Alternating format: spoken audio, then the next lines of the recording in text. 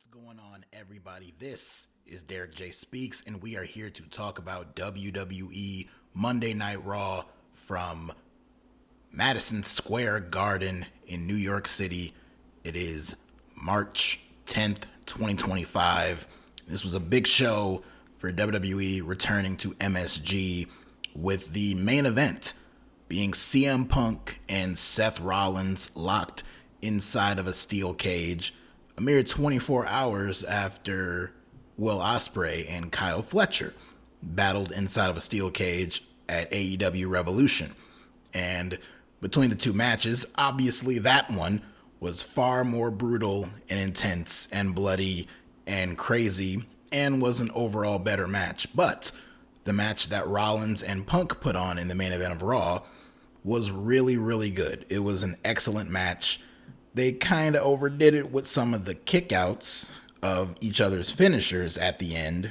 We saw both men hit each other with their own finishes. We saw Punk hit the GTS. We saw Rollins hit a stomp.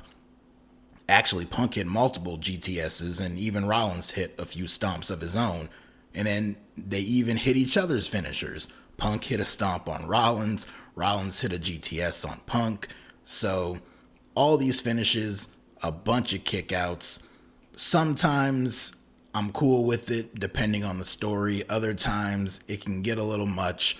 Here is kind of a mix of both, where I got the story that they were telling, but it was still a little too over the top for me. But that still could not take away from the intensity that was involved here, the physicality between both men. The crowd was going absolutely nuts for this match, and they were fully invested in both men, and I thought they did a great job. This was a notch or two better than the match that Punk and Rollins had on the Netflix debut earlier in the year on that January 6th show. So these two, great chemistry together, and they put on a hell of a match here. No blood. I was kind of expecting potentially blood, but we didn't get that here. But it didn't detract from the actual match itself. The finish, though, is what the talk of the town is now, because towards the finish, Rollins hits Punk with a super stomp. And actually, let me back up a little bit, because there are some other aspects of this match that I did not like, and it had absolutely nothing to do with either man. It had everything to do with Netflix censoring certain things. Like, there were certain instances in this match where Rollins offered Punk the easy way out of escaping the cage. The door was open. He allowed Punk the chance to just walk through it and escape and run like a coward. Punk refused and flipped Seth Rollins off. But we only caught a little bit of the image of him flipping Seth Rollins off, because there was a black screen that popped up that was censoring it. And I thought, that's odd. But I didn't really think too much of it. But then, several minutes later, they did the reverse of it, and Punk did the same for Rollins, offering him the chance to walk through the door, and then Rollins flipped him off. And then the black screen popped up again. Wasn't one of the big advantages and benefits of going to Netflix being that stuff like middle fingers and cursing wouldn't be heavily edited and censored out like they were on Fox, or like they are currently still on USA Network? Netflix, what's up, man? Of all the things, of all the programming and content that airs on this platform, they're gonna censor out middle fingers? Are you kidding me? That's insane. So that took away from the match big time. But again, had nothing to do with Punk and Rollins themselves. That was all on Netflix or WWE or whoever was in charge of the production and censoring that. That was completely ridiculous. And it took away from the moment of that. But I digress. Back to the finish. So Rollins has Punk down. He goes up to the middle rope and comes down and hits Punk with a super stomp. He's not capitalizing. He's not going for the pin yet. And instead, he's just kind of laid up in the corner, contemplating his next move. and they have a really tight shot up on Rollins' face. But you can hear in the background the crowd is riling up. They're going crazy, so you knew what to expect. And out comes Roman Reigns, who comes up from behind, grabs Rollins by the throat, and just drags him through the ropes, through the door, out of the cage. And by basically escaping the cage, Seth Rollins is rewarded the victory, and he wins this steel cage match. Seth Rollins finally beat CM Punk. Good for him. But as he looked up and saw that it was Roman, he looked like he saw a ghost. Of course, the last time he saw Roman is when he laid him out with a stomp on the steel steps back at the Royal Rumble. So Rollins gets back up to his feet. Roman takes him down with the Superman punch, lays him out with a spear, and then he brings him to the other side of the floor, and Roman hits Rollins with a stomp of his own. He stomps his head right onto the floor, and then he pulls him over by the steel steps, and he is preparing to do the same thing to Rollins that Rollins did to him back at the Rumble. Then Adam Pearce and a bunch of other officials all run down, and they interfere and they stop Roman from doing this. All the while, back in the ring, inside the cage, Paul Heyman, who was out there with Roman, he found himself inside the cage, and he is in there consoling CM Punk. He's giving him a hug, a pat on the back, helping him back up to his feet. And as Roman is dealing with Pierce and all the other officials and all that, he looks over in the ring and he sees this. And he looks perplexed, confused, and a little irritated. So Roman gets into the ring, gets inside the cage, and immediately grabs Punk and starts throwing him on the sides of the cage wall and lays him out with a spear. And we go off the air with Roman Reigns standing tall, the fans going crazy, and Paul Heyman cowering in the corner, pledging his allegiance to his tribal chief like you would expect. So, huge angle to go off the air. The main event, the match itself, like I said, great match, a great steel cage match, a great story told between CM Punk and Seth Rollins, and the finish was excellent with the Roman Reigns appearance. Him pulling him out of the cage, awarding the victory to Seth Rollins, but also Roman being able to get his revenge. And then Roman seeing Punk and Heyman together, that kind of inner jealousy and insecurity about, basically sharing his wise man with someone else, overcame him, and he got in the ring and took out CM Punk. I was thinking that eventually Punk was going to get up and he was going to go attack Roman for costing him the match here. But now CM Punk, in addition to being pissed off about that, also now has this unprovoked attack from Roman as reasons to be pissed off at Roman. And he lost, technically, to Seth Rollins, so he clearly still has a beef with him. Rollins, him and Punk, that's just all day 24/7 hatred from him. And now Rollins is going to want to get back at Roman for getting back at him for what he did. So all three men intertwined here. The very obvious setup is we are getting a triple threat match with these three guys at WrestleMania. It's been rumored for months now. Ever since the Rumble, that's been the rumor. There's been other rumors and reports about maybe they might change direction. It was never really anything serious. It felt like this is what they were building up to this entire time, and I think it's a huge match. There are probably other scenarios that I would prefer with these guys, possibly being in singles matches. There's other big matches that they could have been in that would have been singles matches instead of them being bunched up in a triple threat match. But these are three of the biggest stars in the entire company, and they're going out there at WrestleMania to go at it. There is a story there that connects all three of them, so it's not like any one of them is the odd man out or is shoehorned in. No, there is a reason for all three to go at it. And in addition for Roman being jealous of the Punk-Heyman relationship, it also was CM Punk who eliminated Roman from the Rumble. Punk eliminated both Rollins and Roman from the Rumble match, so he could also still be pissed off about that. But I thought the setup here was great. I thought this was a really cool way to end the show and sets things in motion going forward to lead up to this triple threat match. And the only question I have is, when we get this triple threat match, will it be the main event of night one? You know, one would assume that Jey Uso and Gunther will probably get the night one main event, considering the fact that Jey won the Rumble, and it'll be a big moment when he goes out there, beats Gunther, wins the championship, is holding up the belt, yeeting with everyone. That'd make for a really great moment, and I could realistically see a scenario where they look at that as a cool way to close out the show. Then again, you have a match between Roman Reigns, Seth Rollins, and CM Punk.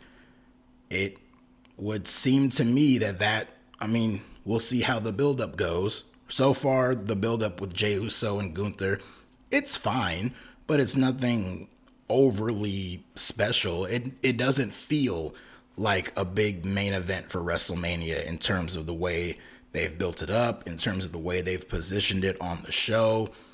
So you look at that and you look at how they might build up this triple threat over the next several weeks. It very likely will end up closing night one. We all know Cena and Cody are closing out night two. That is the big match for Mania this year, and that will very likely, without a doubt in my mind, close out night two. So it just remains to be seen what they close out night one with. That also might not be the only triple threat match that could potentially close out night one. We could also see the Women's World Championship defended in the main event of WrestleMania Night 1 in a potential triple threat match. Right now, the official match is Iyo Sky defending the Women's World Championship against Bianca Belair. And we had a little bit of interaction between those two on this show. We had Michael Cole out there interviewing Iyo, talking about her big upset victory over Rhea Ripley the previous week. Bianca came out, and the two of them were interacting. Cole, ever the instigator, mentioned how had Bianca not been at ringside the previous week and basically caused that distraction for Rhea, would Rhea still be the champion right now? And of course, not that long after this, Rhea Ripley walks out, and she is clearly pissed off and has a bone to pick with Bianca. Now, you saw the match. Sorry, hit the mic here. You saw the match. You know what happened. Rhea briefly got distracted by Bianca clapping for Iyo, which, made Rhea look pretty foolish. So Rhea is hung up on why Bianca was even out there, maybe suggesting that she was afraid to face Rhea, and bringing up the fact that Bianca needs to stay out of her business and worry about her own, involving the whole Jade Cargill, Naomi stuff. And this pisses off Bianca, and she claps back at Rhea, talking about how Rhea is just deflecting anger on Bianca because Rhea couldn't get the job done against Iyo. She still has yet to beat Iyo, and she is blaming Bianca for that instead of blaming herself and being mad at herself. And so the two of them are going back and forth, and all the while, Iyo is in the background, in the middle of the two of them, but she's kind of in the background, and she keeps trying to interject and separate them, but Rhea pushes her away. She comes back in. Bianca pie faces her and pushes her away. So then Iyo just finally has enough. She comes in between them and slaps both of them in the face. And she's ranting and raving in Japanese, and then she storms off. So right now, the official match is Iyo versus Bianca one-on-one, but not a chance in hell they're going to leave Rhea off the show at WrestleMania. So this match, I'm sure, is going to morph into a triple threat at some point over the next couple of weeks. This segment, very good. Rhea and Bianca had some good back and forth here. Rhea still is coming off a bit of a sore loser, because it was her own damn fault that she let herself get distracted by Bianca last week. But Bianca did kind of call her out on that in her kind of get back there. So we'll see how this develops. We'll see how Rhea manages to get back into the match. Is she going to regain the championship? Are they going to put the belt right back on Rhea before WrestleMania? Or is Rhea going to have to fight her way to earn a spot in this match? Not sure, but it's very clear that we're getting a triple threat. I mentioned Cody and Cena earlier. We did not get John Cena on this show, but we did get Cody Rhodes, who came out and cut a really good promo. He cut a great promo on SmackDown the previous week, and he cut another good one here. And he mentioned how John Cena informed his people that he was not going to be in New York City for this show, and that was a very easy decision for him. So we're already getting these little signs of heel Cena here without him even being there. But he is going to be on the show next week. The WWE starts their European tour at the end of this week. So the next 3 weeks of Raw shows are all going to be overseas. Next week, they are in Brussels in Belgium. And the show itself is airing live. So here in the States, the show is going to air live at 3 o'clock in the afternoon, at least on the East Coast. So if you are aware of that, please remember that Raw is airing live next week and is airing at 3 p.m. Although I'm sure the show will go up on demand. So if you want to just wait to watch it in its regular time, you can probably do that on your own time. But airing live, it'll be in the afternoon, which will be really cool. I look forward to that. But Cody was talking about Cena here and the fans doing the "Let's Go Cena, Cena sucks" chants. Cody didn't have that much more to say in addition to what he had already said on SmackDown. And Cody's going to be appearing on SmackDown again this upcoming week. Going to be on Miz TV. Not sure what else he'll have to say, but here in this case, he was talking about records and stats and all that. And he was talking about how there's one stat that won't be accomplished, and that is number 17 for John Cena. And he said it'll be a heartbreaking privilege for him to go to WrestleMania and beat his hero and prove to Cena in real time what he and everyone else already knows. And he closed the promo by saying, "John, I am the captain now." So cool line for him to end it on. Very emphatic. At one point during the promo, he called Cena a goddamn moron, which got a pop out of me because it just came out of nowhere. I wasn't expecting it, but that was funny. I'm very curious to see that first face-to-face interaction with Cody and Cena. I'm looking forward to seeing Cena's promo, hearing what he has to say. How is his heel promo going to be? What is the presentation of John Cena? What's he going to look like? What's he going to wear? What's the music going to be? What's the vibe going to be of heel John Cena? What's he going to say? Is he going to explain his actions? What's that first heel promo going to look like? And most of all, once Cody's there, they're going to have some type of face-to-face. I can imagine security or something like that will probably be blocking them. So there might not be direct physical interaction, but they're going to be face-to-face. They're probably both going to have a microphone. What is that back and forth going to look like? That is the big draw for the show next week for me, and seeing how that's going to work out.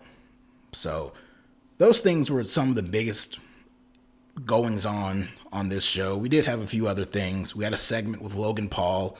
AJ Styles was supposed to come out and challenge Logan Paul or call him out, but Paul made his way out there himself. He was healing on the crowd, talking about celebrities.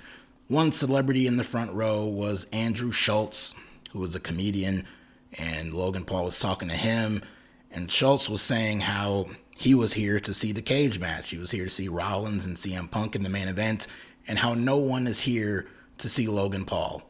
And this pissed off Paul. He pulls Schultz over the barricade, gets him in the ring, is threatening to hit him with a move, but then AJ Styles comes out, puts the stop to that, and hits Logan Paul with the phenomenal forearm. So he was begging for Logan Paul to get back in the ring, but Logan retreated. This is setting up what I assume will be a singles match between the two of them at WrestleMania. And no doubt in my mind, that will be a very good match at WrestleMania. Logan Paul has yet to have a really bad match, in my opinion. Some have been better than others, but for the most part, he is very good out there. And AJ, even at this stage of his career, is incredible. So I imagine they're going to have a really good match. We had a tornado tag team match on this show with the New Day taking on the LWO, Rey Mysterio and Dragon Lee. Some fun chaos here, the whole tornado style and all the movement and craziness all over the place here. But the finish saw an appearance of a mysterious figure wearing a mask. This mysterious luchador came in, gave a Hurricane Rana to Dragon Lee on the floor. He gave Rey Mysterio a German suplex, and they got a close-up on him, and he's wearing a black hoodie, but he's also wearing a mask that's red, white, and blue and says American Made on it. And he even does the whole thank you pose, but instead he says gracias. And then security come and snatch him up, and he's running through the crowd, running away. But in the meantime, the New Day pick up a win. So they do beat Rey and Dragon Lee. And then later on in the night, backstage, Kathy Kelly was interviewing Chad Gable, who was just miraculously there, and talking about how that luchador that was out there had the same build, the same height, the same physique, was wearing the same clothes as Chad Gable. Gable denied it, said he had no idea who that was, talked about how security here in New York needed to be improved, and he and Kathy are going back and forth, and then in the background, they show some guy wearing a hoodie, wearing that mask, getting arrested, having the cuffs behind his back and getting escorted out of the building. So Chad Gable has been liberated, and his innocence was proven right there on the exact same night that his guilt was in question. So justice for Chad Gable prevails. Very curious to see where they go with this. Chad Gable, of course, ventured off into Mexico to master the art of lucha.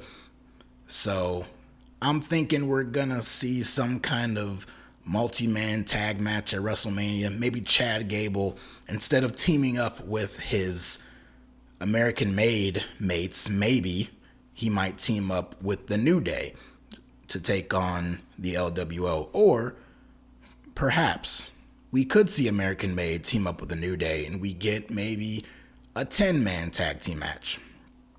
Maybe it's Gable, the Creeds, and the New Day against Rey. You can throw in Dragon Lee and some other person, but I would not be shocked to see Penta, introduced into this. Penta has a match with Ludwig Kaiser next week on the show, no holds barred, so I imagine that's going to be the end of their little mini feud that's been going on. And so Penta could interject himself into this stuff here. And then maybe we also get the upcoming debut of Rey Fenix. And Rey Fenix and Penta, the Lucha Bros, reunite, teaming up with Rey and Dragon Lee. It might be easier to just do a 6-man tag and have Rey and the Lucha Bros take on the New Day and Chad Gable. That condenses it a little bit. That highlights the people who need to be highlighted. And it's a big match for Chad Gable, the New Day, and more importantly, Penta and Phoenix.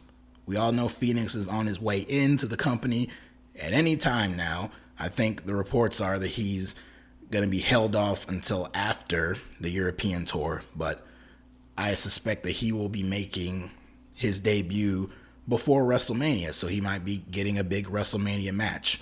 Now, they can either announce him in advance or they can hype it up as a big mystery and make his proper debut at WrestleMania, which will be really cool for him.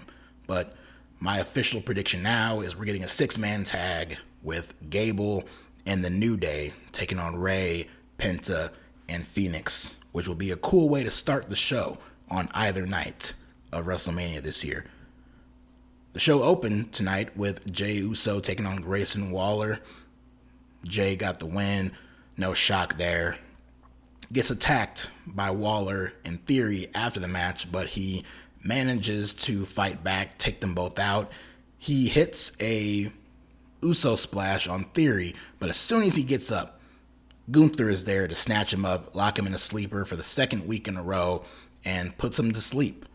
And then a little bit later on in the show, he's in the back in a trainer's room, and he gets approached by Alpha Academy, Otis and Maxine and Tozawa.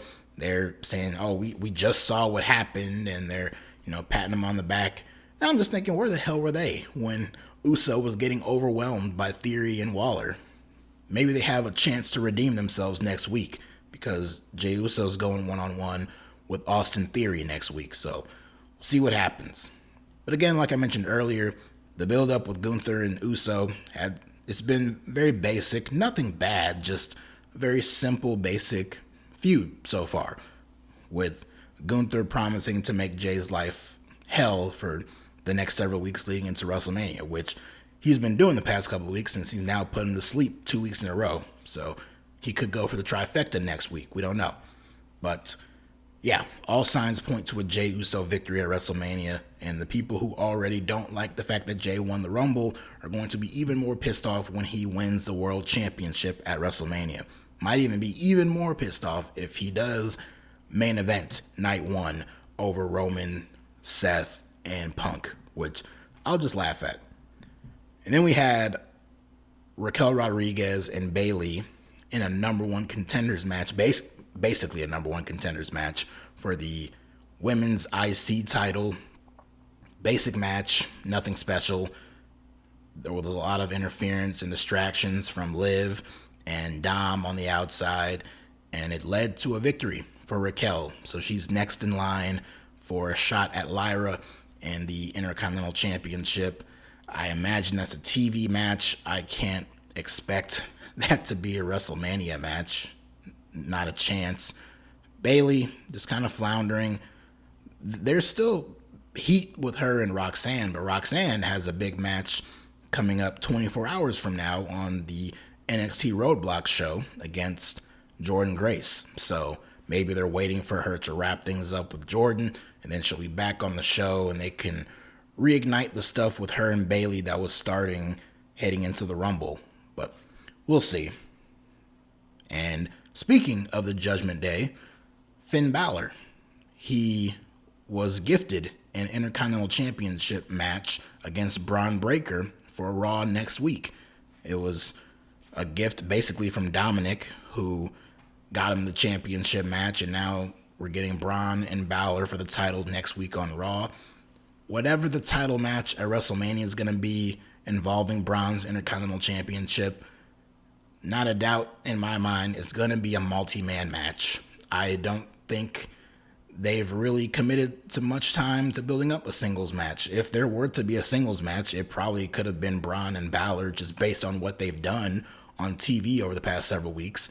But now they're doing the match on TV next week. So maybe Balor will get another shot and he'll be in the match. But whether it's a 4-way, whether it's a 6-man, whether it's even more, a ladder thrown in there, I'm not sure. But I'm thinking Braun's getting the multi-man treatment with the Intercontinental Championship this year.